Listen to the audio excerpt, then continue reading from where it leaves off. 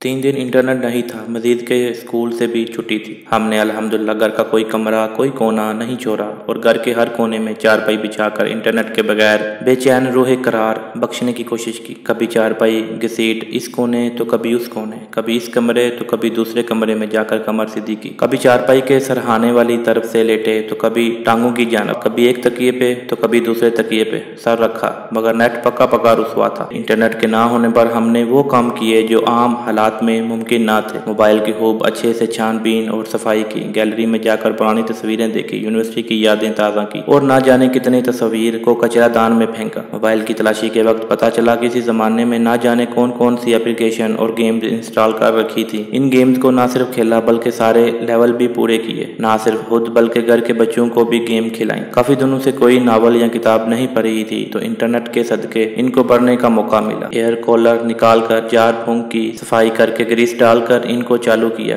फिर dry machine को air collar और एयर कॉलर की जगह ड्राई मशीन रखी, होज की सफाई की और कचरा दूर कहीं जाकर फेंका। मगर ये सब कुछ करने के बाद भी जब टाइम देखा तो अभी 9 बजे होते और हम इंटरनेट के बगैर एक लंबा दिन अपने मुंतजर पाते। हैरत अंगेज बात यह है कि मोबाइल में कुछ ना होने के बावजूद भी हर बंदे के हाथ में कुछ देर बाद मोबाइल ही होता था। कम वक्त नशा ही ऐसा है। इंटरनेट के बगैर मोबाइल और छुट्टी दोनों बेकार है और ये बात अम्मी जान भी जानती है। मोबाइल उठाकर बैठा एक ऐप से दूसरी ऐप पे बेमकसद छलांगे लगा रहा था कि अम्मी तंदिया मुस्कुराहट के साथ बोली, अभी भी कुछ बाकी है मोबाइल में? इंटरनेट तो नहीं, फिर तुम मोबाइल से क्या निकालने बैठे हो?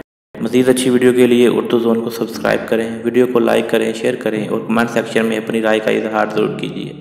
शुक्रिया, जज़ाकल्लाह।